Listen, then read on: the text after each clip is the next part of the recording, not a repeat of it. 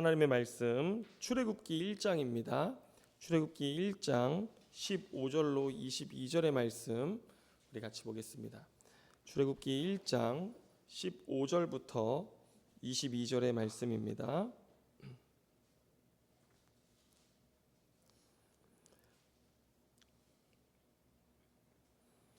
구약성경 출애굽기입니다. 드디어 우리 이제 창세기 뗐습니다.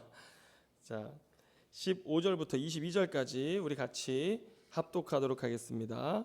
자, 같이 읽습니다. 시작. 애굽 왕이 히브리 산파 시브라라 하는 사람과 부하라 하는 사람에게 말하여 이르되 너희는 히브리 여인을 위하여 해산을 도울 때에 그 자리를 살펴서 아들이거든 그를 죽이고 딸이거든 살려두라.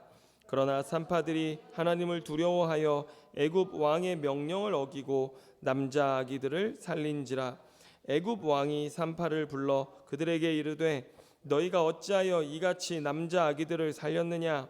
산파가 바로에게 대답하되 히브리 여인은 애굽 여인과 같지 아니하고 건장하여 산파가 그들에게 이르기 전에 해산하였더이다 하매 하나님이 그 산파들에게 은혜를 베푸시니 그 백성은 번성하고 매우 강해지니라. 그 산파들은 하나님을 경외하였으므로 하나님이 그들의 집안을 흥왕하게 하신지라. 그러므로 바로가 그의 모든 백성에게 명령하여 이르되 아들이 태어나거든 너희는 그를 나일강에 던지고 딸이거든 살려두라 하였더라. 아멘. 자, 오늘 이 말씀을 가지고 기도에 대하여 27번째 말씀을 함께 나누도록 하겠습니다. 자, 여러분, 우리가 기도하기를 즐겨합니다. 한국교회만큼 기도를 전 세계적으로 많이 하는 교회도 없습니다. 전 세계에서 가장 열심히 기도하는 교회가 바로 한국교회인데요. 여러분, 그런데 기도는 반드시 믿음의 행동을 낳습니다. 그래서 기도하는 사람의 삶에는요, 반드시 그 기도로 말미암아서 하나님이 믿음의 행동을 그들의 삶에 행하게 하신다는 것입니다. 우리가 정말 전도하고자 하는 영혼을 위해 간절히 기도하면요, 어떤 일들이 일어날까요? 우리의 입술에서 그 영혼을 향한 전도의 소리가 나아가게 되는 것이고요. 또 우리가 긍휼히 여기고 또 불쌍히 여기며 간절히 돕기 위해 기도하는 영혼이 있다면 어떻게 됩니까? 언젠가 우리는 우리의 재물을 꺼내어 그에게 흘려보낼 것입니다. 우리가 또 선교를 위해 기도한다면요, 우리의 발걸음은 반드시 어디로 향하게 됩니까? 우리가 기도하는 그 땅으로 향하게 된다라는 것입니다. 마찬가지로 기도하면요, 어떤 게 나와요? 행동이라는 열매가 뒤따르게 된다라는 것인데요. 여러분, 그래서 오늘 우리는 입술로 드리는 기도에 대해서도 배워야 하지만 우리가 또한 배워야 하는 기도는 어떤 기도예요? 행동하는 기도라고 하는 것입니다. 자, 오늘 본문이 바로 그 행동하는 기도에 대한 본문입니다. 여러분, 출애굽기 1장 15절로 16절의 말씀을 다시 한번 읽어보겠습니다. 같이 한번 읽습니다. 시작. 애굽 왕이 히브리 산파 시브라라 하는 사람과 부하라 하는 사람에게 말하여 이르되 너희는 히브리 여인을 위하여 해산을 도울 때에 그 자리를 살펴서 아들이거든 그를 죽이고 딸이거든 살려두라. 여러분, 시브라와 부하라 하는 유명한 히브리 산파가 어느 날 바로 왕에게 불려갔습니다. 당시 바로 왕에 대해서 오늘 우리가 읽은 출애굽기 1장 8절은 이렇게 말씀합니다. 자, 8절 보면 요셉을 알지 못하는 새 왕이 일어나 애굽을 다스렸더니 라고 말씀합니다. 여러분, 우리가 한 가지 배경적인 부분에 대해서 알아야 될 게 요셉 때는요, 이 요셉 때는요, 바로 왕이 이집트 원주민으로부터 세워진 왕이 아니라 그 당시 이집트를 점령했던 힉소스족 사람으로부터 세워진 왕이 바로였습니다. 그러니까 바로가, 이집트 왕은 바로라는 이름으로 쭉 진행되잖아요. 그런데 요셉 때에 이집트를 다스렸던 왕은 이집트 사람으로 세워진 왕이 아니라 이집트가 정복당해서 이집트를 정복한 힉소스족 사람이 왕으로 다스렸다라고 하는 것입니다. 여러분, 그래서 내가 이 이집트 사람을 다스리기 위해서 이 땅을 정복했는데 이 사람들을 정치에 고용할 수 없지 않습니까? 그러니까 어떻게 했어요? 외국 용병들을 데려다가 그 나라를 다스리게 했던 것입니다. 예, 주변에 뛰어난 용병들을 데려다가 그 나라를 효율적으로 다스리고자 하는 정책을 폈는데, 그때 왕의 눈에 들었던 사람이 누구예요? 요셉이었던 것입니다. 자, 그래서 그 당시에는요, 요셉이 총리에 올라갈 수 있었던 것도 이런 역사적인 배경 때문에 가능했던 것입니다. 그런데 오늘 본문, 우리가 읽은 본문의 시대에는 달라졌습니다. 뭐가 달라졌어요? 다시 이집트 사람들이 힉소스족을 몰아내고 왕권을 차지한 것입니다. 그리고 나서 딱 나라를 보니까 웬 히브리인들이 엄청난 숫자로 번성해 있는 것입니다. 자, 여러분 10절을 보시기 바랍니다. 출애굽기 1장 10절. 자, 같이 한번 읽습니다. 시작. 자, 우리가 그들에 대하여 지혜롭게 하자. 두렵건대 그들이 더 많게 되면 전쟁이 일어날 때에 우리 대적과 합하여 우리와 싸우고 이 땅에서 나갈까 하노라 하고. 여러분, 여기 1장 10절에 제가 말씀드렸던 딱 그런 상황이 담겨져 있죠. 혹여나 또다시 전쟁이 일어났을 때 이들이 그들과 손을 잡는다면 또다시 왕권을 빼앗길 수 있는 그런 위기가 올 것 같다라고 하는 염려가 담겨 있습니다. 그래서 그들이 여기 10절에 보면 뭐라고 해요? 우리가 그들에 대하여 지혜롭게 하자라고 합니다. 이 뭔지 아십니까? 이들을 어떻게 해야 될지 그들이 고민하기 시작했던 것입니다. 지혜를 짜냈어요. 그래서 딱 보니 이집트 백성들, 이스라엘 백성들 엄청나게 많지 않습니까? 이거 굉장한 노동력이잖아요. 그래서 기왕에 이 젊고 많은 이 노동력들을 우리가 쓰자 해가지고요, 그들을 어떻게 합니까? 여러분, 비돔과 라암셋이라고 하는 국고성을 짓는데 강제 노동을 시킵니다. 이 국고성이라는 건 뭐냐면요, 전쟁이 났을 때 전쟁을 효율적으로 할 수 있도록 곡식을 저장하는 이 성을 만드는 것입니다. 이 국고성입니다. 그래가지고 거기에 이제 백성들을 투입한 것이죠. 그리고 나서 얘네들의 이 노동력은 이렇게 해서 나중에 이들이 혹사되니까요, 어떻게 될까요? 스스로 멸절되겠죠. 예. 그렇게 만들고 새로 태어나는 아이들, 이 많은 사람들이 또 아이를 낳잖아요. 이거 어떻게 해야 될까 고민하다가 오늘 산파들을 불러서 남자아이들은 다 죽이고 여자아이들만 살려두라는 명령을 내린 것입니다. 자, 여러분, 이거는요, 우리가 정말 뉴스 헤드라인에서나 볼 수 있을 만큼 굉장한 일이 일어난 것입니다. 여러분 보세요. 대이집트의 바로 왕입니다. 그 당시에 이집트 바로 왕은요, 오늘날 미국 대통령, 중국 대통령, 중국 주석 이런 사람들이나 동일한 거예요. 그래서 이집트 제국의 바로 왕이 한 번 꺼낸 말은요, 아무도 거역할 수 없는 말, 명령이었습니다. 당시 여러분 시브라와 부하라는 이 두 산파가 바로 왕에게 불려갔는데요. 왜 그랬을까요? 아마 오늘날로 생각해 보면 시브라는 대한의사협회 회장이었을 거고요. 부하는 뭐였을까요? 간호사협회 회장 이런 거였을 겁니다. 아마. 그러니까 대표가 되니까 불려간 거 아니겠어요? 그래가지고 그들에게 국가의 정책을 이야기한 것입니다. 이제 더 이상 너희 민족의 남자 아이들은 우리가 이 땅에서 살게 할 수 없다. 다 죽여라 라고 이야기하는 것입니다. 그래서 이게 그 말단에 있는 모든 산파들에게까지 전해지게 되었고, 여러분 이스라엘 땅, 이집트 땅 안에 살아가는 이 이스라엘 백성들은요, 정말 피눈물 나는 국가 정책으로 인해 그런 삶을 살아갈 수밖에 없게 되는 것입니다. 여러분, 이거 보통 큰 일이 아닌 것입니다. 이와 비슷한 일이 성경에 또 등장합니다. 그게 언제냐면요, 여러분 에스더서 아시지 않습니까? 우리가 에스더서를 보면요, 페르시아 아하수에로 왕 때 이 하만이라는 이 정치가가 있었는데, 자기가 권세를 갖더니 이 모르드게라고 하는 사람이 있는데 유대인이에요. 그런데 이 사람은 그 누구에도 절을 하지 않아요. 자기가 왕 다음가는 높은 직위에 올랐는데 자기 앞에서 모든 성에 있는 백성들이 절할 때 모르드게는 절도 하지 않는 거예요. 너무 괘씸한 거죠. 그래서 좋다, 네가 하나님을 섬기기 때문에 나에게 절하지 않는다? 그렇다면 내가 너를 반드시 죽이겠다라고 해서 왕에게 가서 이런 얘기를 합니다. 왕이시여, 이 페르시아 땅에는 페르시아의 법이 아닌 다른 법을 따르는 사람들이 있습니다. 누구예요? 율법을 섬기는 유대인들이죠.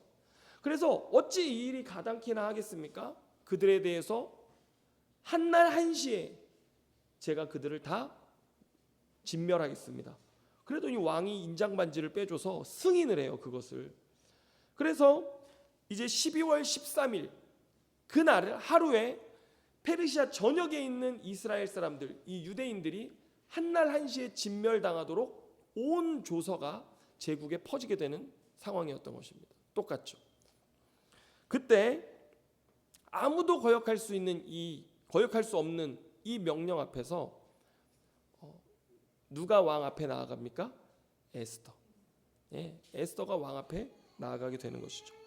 이걸 말로 할 수 없는 큰 위기가 닥쳤는데요. 오늘 이집트 땅에 일어났던 일과 동일한 일이었던 것입니다.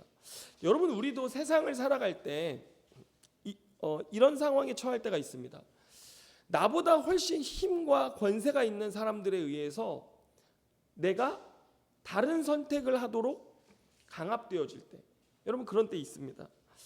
뭐 직장 생활 하다 보면 회사 경영진에 의해서 조직 내에 부조리와 불합리한 결정들이 있을 수 있어요. 그런데 이 일들이 진행되면 직장 내 많은 피해자들이 생김에도 불구하고 또 반대가 강력함에도 불구하고 경영진들은요, 아니다, 우리는 이것을 진행하겠다, 이렇게 얘기하는 거죠. 그런데 따르지 않으면 어떻게 해요? 불이익을 주는 것입니다.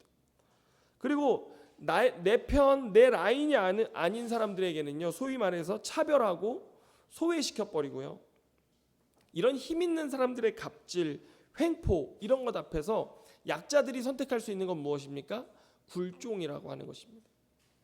여러분, 우리 부모 세대 때와 비교하면 오늘 우리가 살아가는 이 시대에는 그런 일들이 우리가 이제 막 힘써 대항하고 이렇게 발언해서 바꿀 수 있는 어떤 그런 환경들이 조금이나마 마련됐지만요, 우리 부모님 세대 때는요, 이것들이 굉장히 심했습니다. 이번에 제가 떡 수업을 우리 민재 전사님하고 좀 얼마 전에 갔는데요, 그날 40명분을 예약을 했습니다. 그런데 그날 수업을 해보니 29명밖에 안 온 거예요. 그래서 이제 수업이 다 끝나고 결제하러 갔는데 이미 막 준비해온 떡 반죽은 엄청나게 남았어요, 많은 양이. 그래서 결제하러 갔는데 어떻게 결제할까요 했는데 카드를 주시길래, 저는 결제는 미리 얘기되지 않은 이상 준비된 대로 결제를 해야 되니 40인분을 딱 결제했어요. 그런데 그러자마자 원장님이 계산기를 딱 꺼내더니 40명에서 29명이 왔어. 11명이 못 왔잖아요. 그러면 거기에서 0.1% 공제하고 나머지를 저에게 입금하세요. 딱 그러는 거예요, 저에게. 네? 40명분이잖아요. 29명 왔잖아요. 그럼 11명 안 왔잖아요. 그러면 거기에 10%를 나한테 공제하고 떼고 나머지 10만 몇천 원이었어요. 제 통장으로 입금하세요. 이러시는 거예요.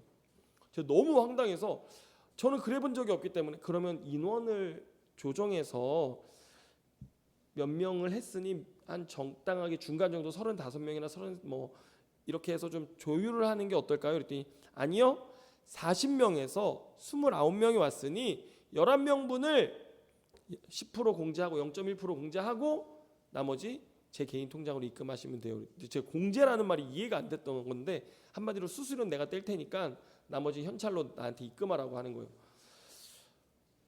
그래가지고 너무 황당해. 아니, 재료가 이렇게 많이 남고 했는데, 그러면 재료 다 달래요.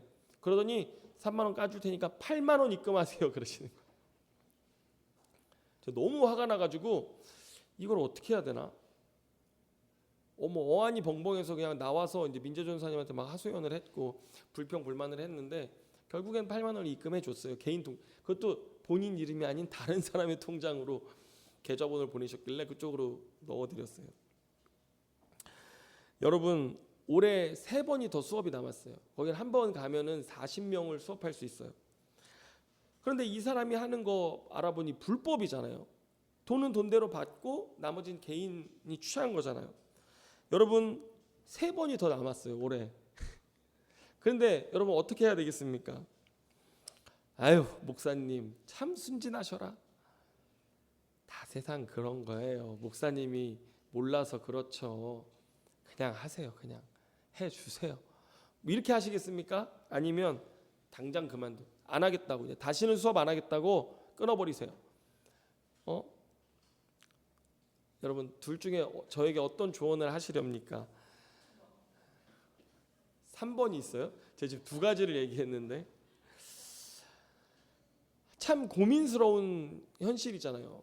저도 가서 일하고 또 영업한 거니까 돈은 벌어야겠고 그렇지 않니 이 돈을 포기하자니 꽤 큰 금액이잖아요.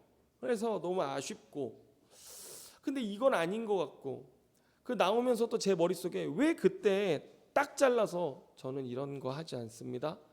이렇게 말하지 못했을까?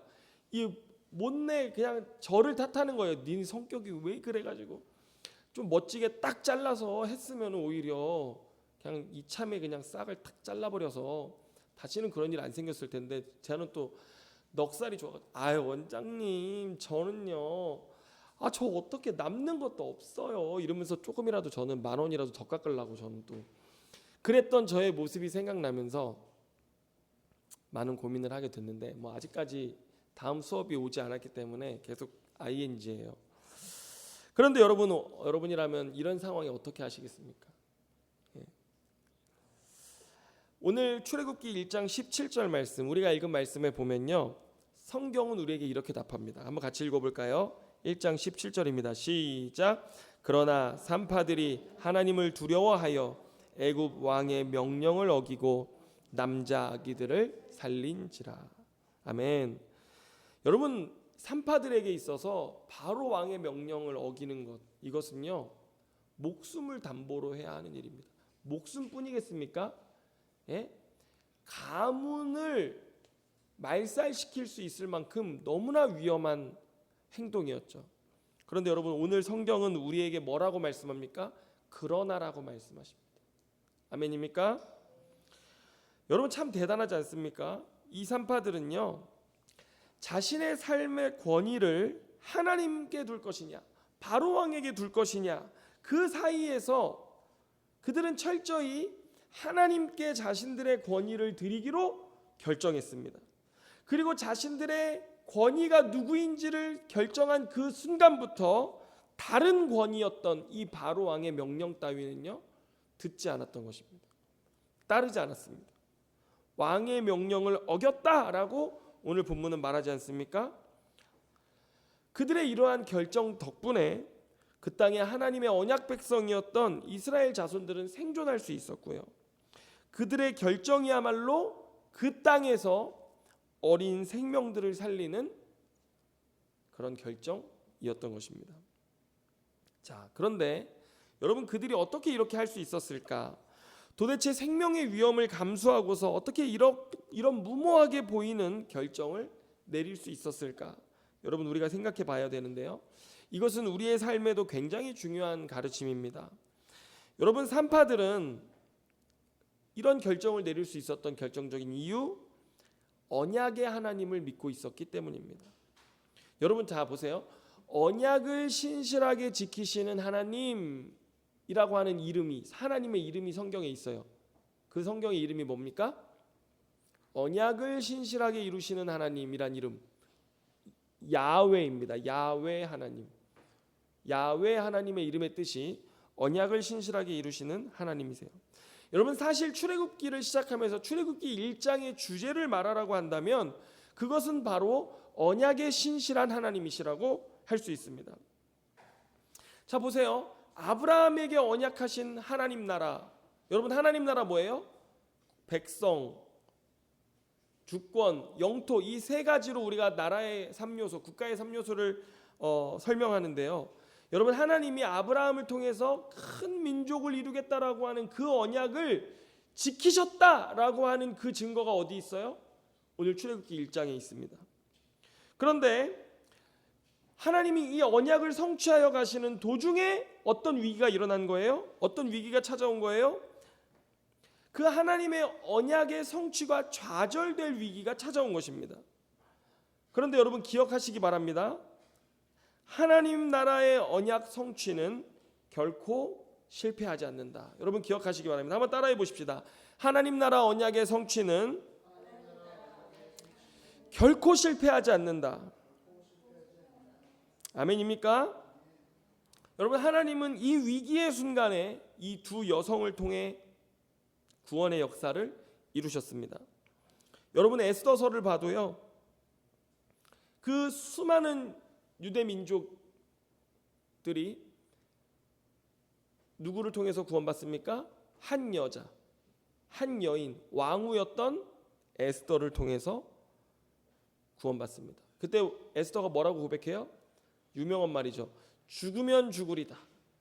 예, 금식하고 왕 앞에 나아가서 그 백성들을 구원해냅니다.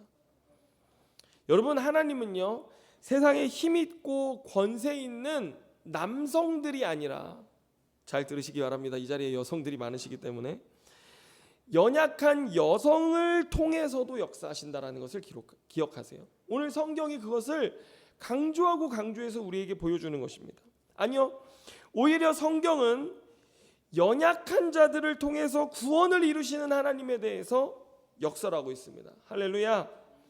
여러분, 성경의 역사는요, 이 한 구절로 설명된다고 할 수 있습니다. 야고보서 4장 6절에 보면 이런 말씀이 있어요. 자, 한번 잘 기억해 두세요. 야고보서 4장 6절입니다. 그러나 더욱 큰 은혜를 주시나니 그러므로 일러스되 하나님이 교만한 자를 물리치시고 겸손한 자에게 은혜를 주신다 하였느니라. 여러분, 뭐라고 그래요? 교만한 자를 물리치시고 겸손한 자에게 은혜를 주신다. 여러분, 이것이 성경을 관통하는 이 성경의 역사의 핵심이 되는 구절인데요. 여러분 보세요. 진실로 하나님은 연약하고 겸손한 자를 통해서 구원을 이루십니다. 아멘입니까? 그리고 이 땅에 교만한 자들을 물리치시는 하나님이신 줄로 믿으시길 바라요. 여러분, 겸손이란 무엇입니까? 주님의 권위를 인정하는 것이 겸손입니다. 그렇다면 반대로 교만은 무엇입니까? 주님의 권위를 무시하고 거역하는 것, 이것이 교만입니다. 여러분, 오늘 이 두 여성은요, 겸손한 여인들이었습니다. 왜요? 하나님은, 특별히 야훼 하나님은 반드시 자기가 언약한 것을 이루시는 하나님이심을 그들은 믿었던 것입니다. 여러분, 이게 뭐예요? 겸손입니다. 하나님 그 언약을 반드시 이루시는 하나님이야. 우리는 이 이집트 고센 땅에서 그것을 목격했고 우리가 그 안에 살고 있고, 그리고 나는 그것을 믿기 때문에 그들은 하나님의 권위를 선택하는 겸손을 실천했고요, 바로 왕의 교만을 물리치고 거역할 수 있었던 것입니다. 그리고 결국 어떻게 하셨어요? 하나님은요, 바로 왕의 교만을 꺾으시고 이스라엘 백성들을 구원해내셨습니다. 여러분, 이것이 성경의 구원의 역사의 원리라고 하는 것입니다. 여러분, 주님은 언약하신 것을 반드시 성취하고 이루시는 하나님이심을 믿으시길 바랍니다. 그리고 오늘 우리도 그 언약 안에 살고 있잖아요. 예, 우리도 동일하게 그 언약 가운데 살고 있어요. 여러분, 제가 지난주 설교에서도 뭐라고 말씀드렸습니까? 하나님을 반역한 인간들은요, 악합니다. 인간들의 행위가 뭐예요? 하나님 무시하는 거예요. 하나님 믿지 않는 거예요. 하나님에 대해서 없다라고 말하는 것입니다. 이것이 악한 인간들의 삶의 태도입니다. 그러나 하나님은 우리가 십자가에 죽인 예수를 뭐가 되게 하셨어요? 주와 그리스도가 되게 하셨다라고 오늘 성경은 고백하고 있는 것입니다. 우리에게 선포하고 있는 것이, 그분이 반드시 그 언약을 성취하실 것입니다. 할렐루야. 여러분, 그래서 겸손히 그분의 말씀에 순종하는 삶을 우리가 살아야 될 줄로 믿습니다. 여러분, 이 땅의 상식과 논리가 아니라 우리는 무엇을 믿어야 돼요? 하나님의 권위, 하나님의 권위로부터 나오는 그 말씀에 순종하는 것이 우리가 해야 할 것이고요. 여러분, 우리도 연약하잖아요. 여러분, 참 우리들 연약한 사람들입니다. 여기에 세상에 권세자가 있습니까? 주권자가 있습니까? 예? 없잖아요. 그런데 오늘 우리의 삶의 작은 순종이, 주님의 권위와 주님의 그 주권에 대한 작은 순종이 이 땅에 뭐가 되는 거예요? 하나님의 구원의 통로, 구원의 역사로 쓰인다라고 하는 것입니다. 여러분, 가정의 달입니다. 5월. 특별히 이 가정의 달 안에 우리 안에 기도의 제목이 있다면, 여러분, 우리 가정 안에 이러한 주님의 권위에 대한 작은 순종을 드릴 수 있기를 바랍니다. 그래서 우리의 자녀들이요, 부모들의 그 권위에 대한 순종을 등 뒤에서 보고 배울 수 있기를 원해요. 자, 여러분, 출애굽기 1장 18절부터 20절을 한번 살펴보면요, 이 하나님의 권위를 선택하는 것에 뒤따르는 고난에 대해서 우리에게 말씀합니다. 자, 같이 한번 읽어볼까요? 시작. 애굽 왕이 산파를 불러 그들에게 이르되 너희가 어찌하여 이같이 남자 아기들을 살렸느냐? 산파가 바로에게 대답하되 히브리 여인은 애굽 여인과 같지 아니하고 건장하여 산파가 그들에게 이르기도 전에 해산하였더이다 하매 하나님이 그 산파들에게 은혜를 베푸시니 그 백성은 번성하고 매우 강하여 지니라. 아멘. 여러분, 현실은 뭡니까? 우리가 멋지게 믿음의 선택을 하지만 그에 뒤따르는 현실은 뭐예요? 고난이에요. 왕이요, 바로 이들을 불러다가 자기의 명령에 불복한 책임을 묻습니다.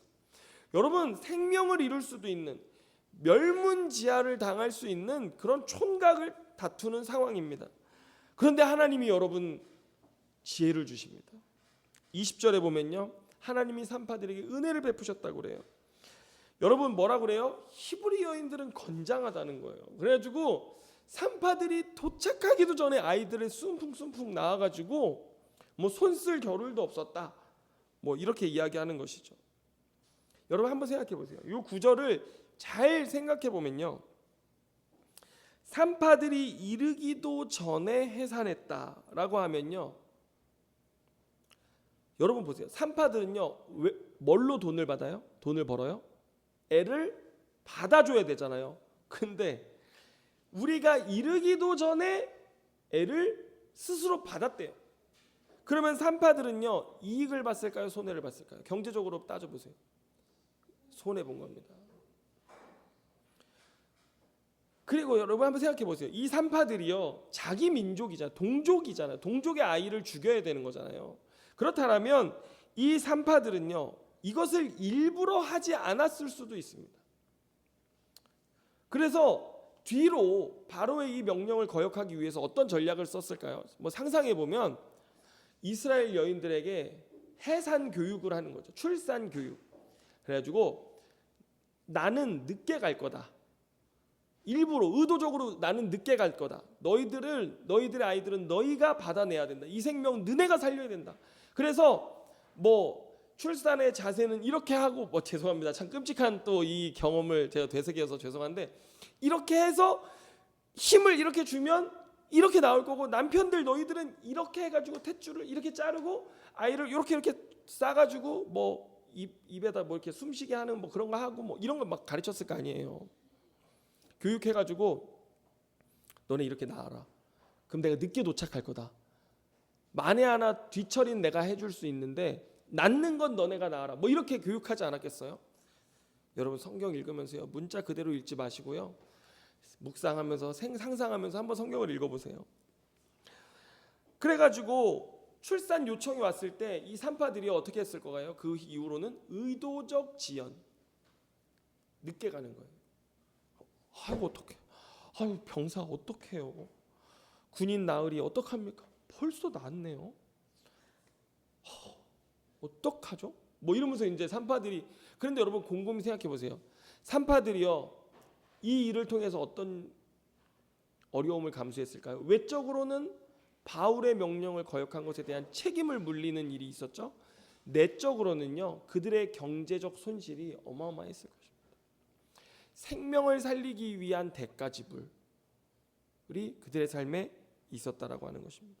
여러분, 우리가 하나님의 권위를 인정합니다. 하나님, 제가 기도하면서 찬양하면서 막 감정이 복받쳐서 하나님, 제가 하나님의 권위를 인정합니다 막 이러면서 순종하겠습니다 했는데 직장을 믿음으로 딱 그만두고 그냥 딱 뒤돌았더니 그 다음에 막 하나님이 하늘에서 금은 보화를 떨어뜨려 줍니까? 당장에 굶는 거예요. 예. 현실은 현실대로 더 냉혹하게 우리의 삶의 고난을 가져다 주는데요. 여러분, 그 고난과 배고픔, 고통은요, 뭐 경험해본 사람만이 아는 것 아니겠습니까? 여러분, 그런데 오늘 성경은 우리에게 소망을 주십니다. 하나님은 그런 믿음의 사람들을 그냥 놔두지 않으신다는 거예요. 출애굽기 1장 21절 보세요. 그 산파들은 하나님을 경외하였으므로 하나님이 그들의 집안을 흥왕하게 하신지라. 아멘입니까? 어떻게 아멘 이렇게 조그맣게 하셔요? 다시 읽을게요. 하나님을 경외하였으므로 하나님이 그들의 집안을 흥왕하게 하신지라. 하여튼 고난을 직살나게 당하고 한번 배를 쫄쫄 굶어 봐야 이런 말씀이 나오면 막 아멘하고 막 받아들이실랍니까? 여러분, 성경에 보면 마태복음 6장 33절에 너희는 먼저 그의 나라와 그의 의를 구하라. 그리하면 이 모든 것으로 너희에게 더하시리라 말씀하시잖아요. 그렇죠? 예, 여러분, 어떤 일이 일어나는 거예요? 먼저 경외하면, 여러분 뭐가 먼저예요? 경외함이 먼저입니다. 경외하면 하나님이 흥왕케 하시고 축복하신다라고 말씀하시는 것입니다. 여러분, 먼저 하나님을 선택하십시오. 나라를 구하는 거, 이거 뭐예요? 그의 나라를 구하라. 뭐예요? 하나님의 통치, 하나님의 권위 앞에 순종하겠다라고 하는 것입니다. 그러면 하나님은 우리에게 이 모든 것을 더해 주신다라고 말씀하시는 것입니다. 여러분, 자 이제 묻겠습니다. 여러분, 하나님을 경외하시겠습니까? 정말 경외하시겠습니까? 목숨 걸고 주님만 경외하시겠습니까? 지금 뒤에 전도사님이 아멘을 안 하셔가지고 제가 지금 계속 물어보는 거예요. 굉장히 지금 힘드신가 본데요. 여러분, 정말 주님만 경외하시겠습니까? 네. 그런데요, 여러분, 오늘 설교의 결론이요, 세상은 그리 호락호락하지 않다라는 거예요. 여러분, 이 세상을 주관하는 악의 영, 세상의 권세를 잡은 악한 영들은요, 그리 호락호락하지 않습니다. 여러분, 마지막으로 22절 말씀 보겠습니다. 22절, 출애굽기 1장 22절 같이 읽습니다. 시작. 그러므로 바로가 그의 모든 백성에게 명령하여 이르되 아들이 태어나거든 너희는 그를 나일강에 던지고 딸이거든 살려두라 하였더라. 여러분, 바로가요, 산파들이 말을 안 들으니까 어떻게 합니까? 이제 이집트 전 백성에게 동원령을 내린 거예요. 너희들은 만에 하나라도 이스라엘 백성들이 출산하는 것을 알거든 지켜보았다가 강제로 그 아이가 아들이면 찢어 죽여라. 여러분, 이 세상은요, 우리를 그렇게 곱게 내버려 두지 않습니다. 바로를 보세요. 이제 우리가 제국 모든 백성을 상대하는 더 큰 환란에 들어가게 되어지는 것입니다. 여러분, 아까 다 아멘 하셨죠? 하나님만 경외하기로 다 아멘 하셨죠? 목숨 걸고 아멘 하셨죠? 그죠? 여러분, 베드로전서 여기 오면 안 돼요? 베드로전서 4장 12절부터 14절 말씀을 보면요, 이런 말씀이 있습니다. 이 베드로 사도가 신약 시대를 사는 우리에게도 동일하게 명령하셨어요. 네.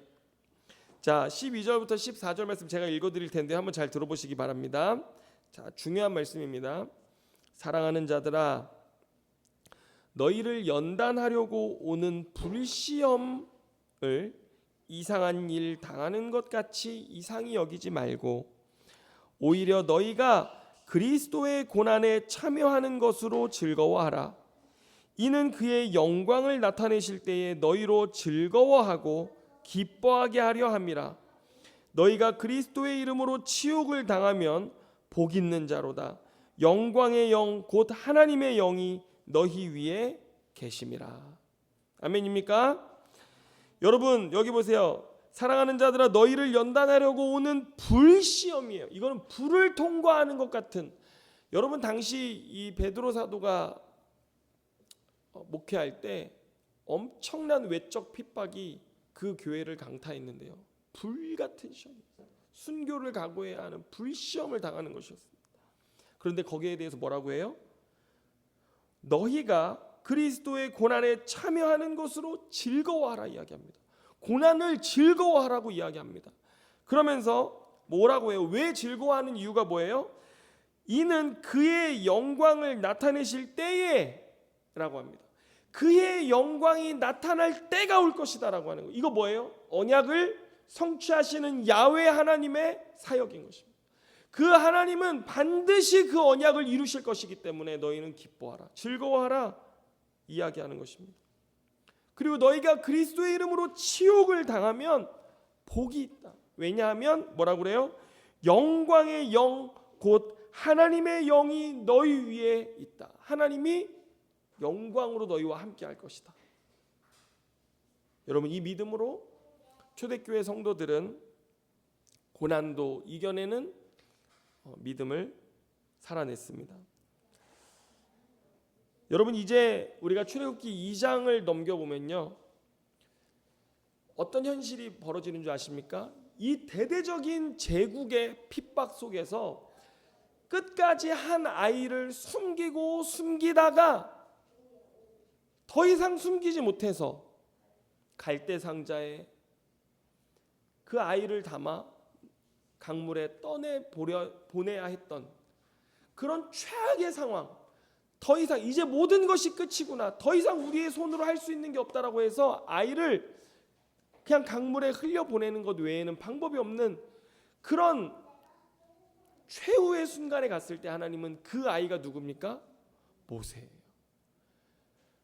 하나님의 나라가 영영 끝나버릴 것 같은 그 마지막 순간에 그 한 아이를 통해서 하나님은 세상을 역전시켜 버리시는 하나님, 싸움을 역전시켜 버리시는 하나님이세요. 반드시 끝내 승리를 이루시는 하나님이심을 우리에게 보여주시는데요.